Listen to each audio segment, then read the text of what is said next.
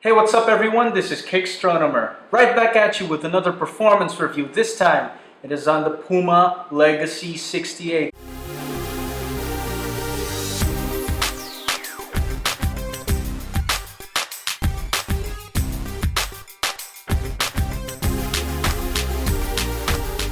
Let's jump right to it.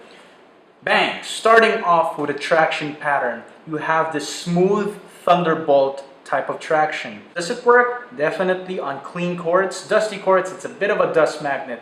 Outdoor courts, well, it's gonna depend. If you're playing on a court that has a smooth finish, then you should be fine.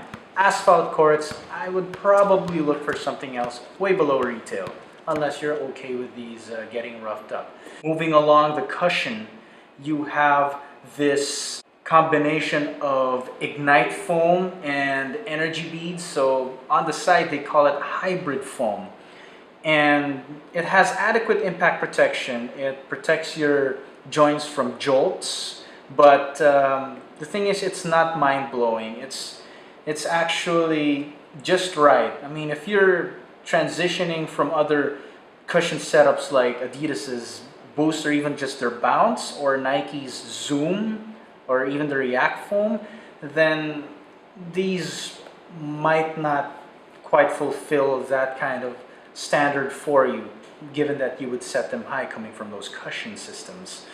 And looking at the upper, you have engineered mesh at the toe box moving all the way up to the midfoot, and then you have synthetic leather at the back and around the collar area. And honestly, this kind of setup feels rather crispy at first, but with a little bit of braking time, I mean little to none kind of braking time, you should be okay. One thing I like though is the fact that it's heavily padded and it's sculpted right here, so it feels like you've got pillows on your ankles. So yeah, it's a nicely padded shoe, and I like how fluffy the tongue is. But it's a really nice type of material at the back, like in the interior. So for me, this definitely works. And of course, it fits true to size. For wide footers, well, it's best that you try these in store. As far as the support is concerned, of course, you have a TPU heel counter right here. And of course, much of the support comes from the fit. Again, go true to size.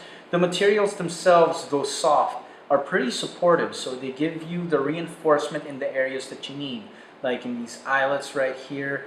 And the padding is just set up in such a way that it just hugs your foot. It keeps your foot down in the heel bed. And the lacing setup is very traditional, something which I personally like.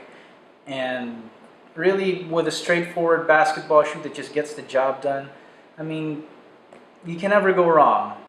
Also, the support comes from the wide base at the forefoot. So if you're landing, this should be the spot that keeps you stable, and most especially if you're shifting or moving, and then all of a sudden you stop and then change direction.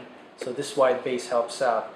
Now, I did some research, and nowhere does it indicate that this thing has an internal shank blade. So I just believe, also from my experience, that I just felt the support, aside from the fit and the materials and the wide base, with just the overall construction of the rubber on the outsole and the cushion itself. So those are the support features that I see.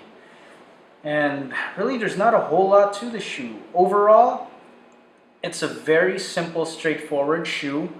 It's not too pricey. I think the retail price of this is 6,230 pesos here in the Philippines. But it's not something that I would say is, whoa, this is a mind-blowing shoe, or this is a shoe that's going to be like top tier of the year.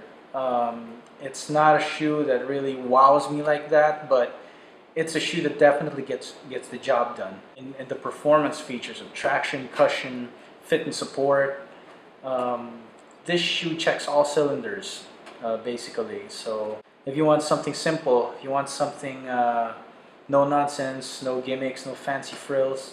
This is the shoe for you.